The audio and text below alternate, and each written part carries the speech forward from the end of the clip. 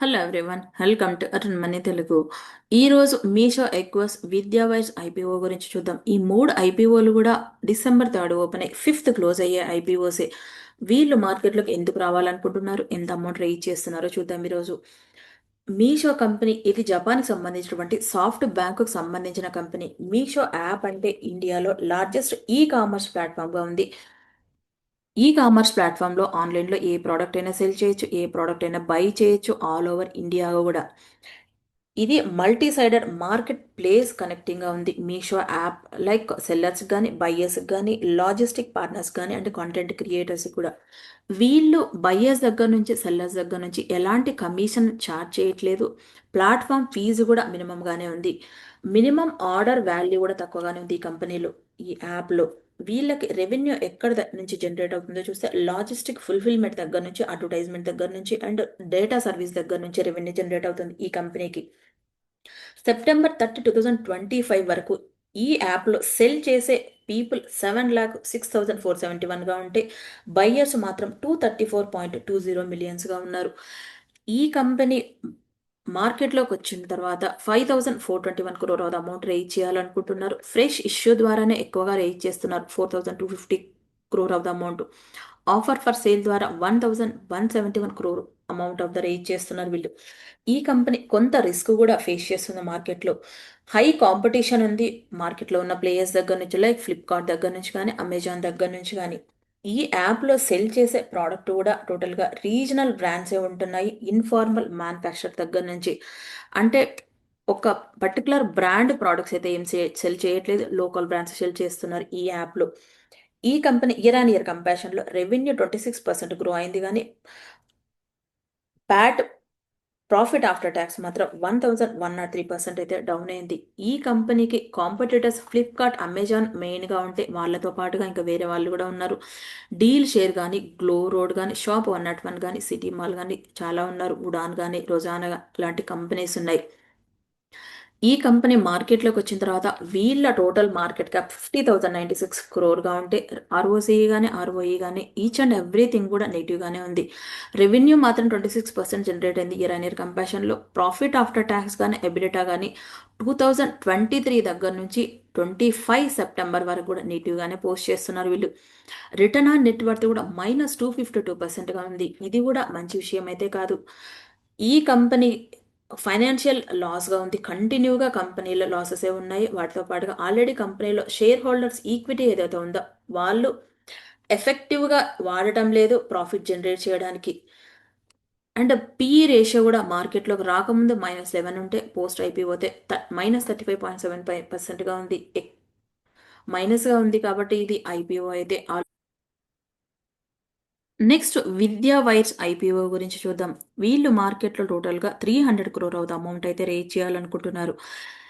ఈ కంపెనీలో ముఖ్యంగా కాపర్, అల్యూమినియం వైర్స్ మ్యానుఫ్యాక్చరింగ్ చేస్తూ ఉంటారు. ఈ కంపెనీ తయారు చేసేటువంటి ప్రోడక్ట్స్ని డిఫరెంట్ ప్రోడక్ట్స్ మ్యానుఫ్యాక్చరింగ్ చేస్తూ ఉంటారు వేరియస్ ఇండస్ట్రీస్కి.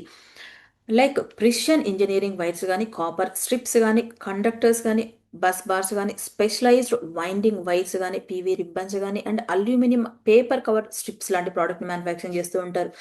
ఈ ప్రోడక్ట్స్ని వేరియస్ ఇండస్ట్రీస్లో అయితే వాడుతూ ఉంటారు, లైక్ ఎనర్జీ జనరేషన్ కానీ, ఎలక్ట్రికల్ సిస్టమ్ కానీ, ఎలక్ట్రిక్ మొబిలిటీ కానీ, రైల్వేస్ అండ్ క్లీన్ ఎనర్జీ సెగ్మెంట్లో వాడుతూ ఉంటారు.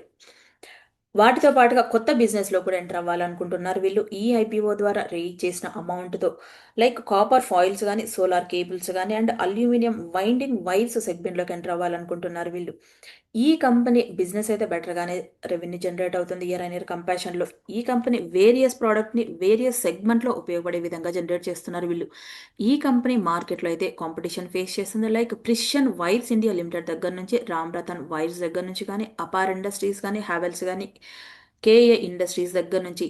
ఈ కంపెనీస్ ఆల్రెడీ మార్కెట్లో లిస్ట్ అయిన బిగ్ కంపెనీస్ అని చెప్పొచ్చు. ఈ కంపెనీ ఇయర్ ఆన్ ఇయర్ కంపారిజన్లో రిజల్ట్స్ ఎలా ఉన్నాయో చూస్తే వీళ్ళు మార్కెట్లోకి వచ్చిన తర్వాత 1,106 crore ఆఫ్ అమౌంట్ అయితే ఉంటుంది total market cap. Stock PE ratio 27.1%గా ఉంటే, ఆర్ఓసి 28.2%గా, ఆర్ఓఈ 32.6%గా ఉంటే, ఫేస్ వాల్యూ 1గా ఉంది. ఈ కంపెనీ రిజల్ట్స్ అయితే అన్ని పాజిటివ్గానే ఉన్నాయి. రిటర్న్ ఆన్ ఈక్విటీ 32.6% అంటే బెటర్గానే ఉందని అర్థం. నెక్స్ట్ ఈ company results year on year కంపారిజన్లో రెవెన్యూ 25%గా గ్రో అయితే ప్రాఫిట్ ఆఫ్టర్ ట్యాక్స్ 59% బెటర్గా జనరేట్ అయింది ఇయర్ ఆన్ ఇయర్ కంపారిజన్లో 2024 నుంచి 25 వరకు కూడా. ఈ కంపెనీ రిజల్ట్స్ అన్ని పాజిటివ్గా ఉన్నాయి, ఎక్కడ కూడా నెగిటివ్గా అయితే లేదు ఈ కంపెనీకి. ఆర్ఓఈ 24.57 ఉంటే ఆర్ఓసి 19.72%గా ఉంది. డెట్ ఈక్విటీ రేషియో కూడా 0.88%గా ఉంది. రిటర్న్ ఆన్ నెట్వర్త్ 24.57%గా ఉంది. ప్యాట్ మార్జిన్ కూడా 2.74%గా ఉంది. ఎబిటా మార్జిన్ 4.32%గా ఉంది.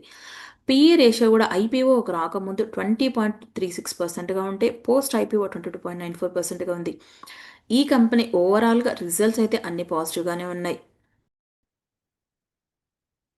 నెక్స్ట్ ఎక్వస్ ఐపీఓ గురించి చూద్దాం. వీళ్ళు ఏరోస్పేస్ సెగ్మెంట్లో consumer electronics, plastic and consumer durables కానీ అవుట్డోర్ టాయ్స్ లాంటి బిజినెస్ సెగ్మెంట్లో ఉన్నారు వీళ్ళు.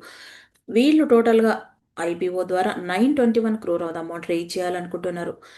వీళ్ళు ఏరోస్పేస్ సెగ్మెంట్లో ఇంజిన్ సిస్టమ్ కానీ, ల్యాండింగ్ సిస్టమ్ కానీ, cargo and interiors, aerostructure and assemblies సెగ్మెంట్లో ఉన్నారు వీళ్ళు.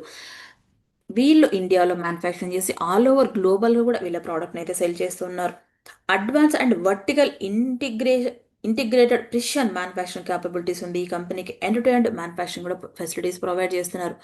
ఈ కంపెనీకి ఆల్ ఓవర్ గ్లోబల్గా క్లయింట్స్ ఎవరి దగ్గర నుంచి ఉన్నారో చూస్తే లైక్ ఎయిర్ బస్ ఉంది కానీ, బోయింగ్ కానీ, సాఫ్రాన్ కానీ, కోలిన్స్ ఏరోస్పేస్ కానీ, స్పిరిట్ ఏరోస్పేస్ సిస్టమింగ్ కానీ, ఆల్ ఓవర్ గ్లోబల్గా కూడా ఇండియా, యుఎస్ఏ, ఫ్రాన్స్ లాంటి కంట్రీస్ దగ్గర నుంచి వీళ్ళకి క్లయింట్స్ అయితే ఉన్నారు. వాళ్ళతో పాటుగా ఇండియాలో కూడా హ్యూజ్ కాంపిటీషన్ ఫేస్ చేస్తుంది. ఇండియాలో లిస్ట్ అయిన ప్లేయర్స్ దగ్గర నుంచి ఆజాద్ ఇంజనీరింగ్ కానీ, యూనిమెక్ ఏరోస్పేస్ కానీ and manufacturing, Amber enterprises India, Kaynes technologies కానీ, Dixon technologies and PTC industries దగ్గర నుంచి హ్యూజ్ కాంపిటీషన్ ఫేస్ చేస్తుంది ఈ కంపెనీ. ఈ కంపెనీ ఓన్లీ ఏరోస్పేస్ దగ్గర నుంచే 89% ఆఫ్ ద రెవెన్యూ జనరేట్ అవుతుంది. ఓన్లీ దీనిపైన మాత్రమే డిపెండెన్సీ అయింది ఎక్కువగా. దానితో పాటుగా గ్లోబల్ ఎకనామిక్ సైకిల్ కానీ, జియో పొలిటికల్ టెన్షన్స్ కానీ అండ్ సప్లై చైన్ డిస్టర్బెన్స్ లాంటి సిచ్యువేషన్ వచ్చినప్పుడు అయితే ఈ కంపెనీ బిజినెస్ కానీ, రెవెన్యూ కానీ ఇంపాక్ట్ అవుతుంది.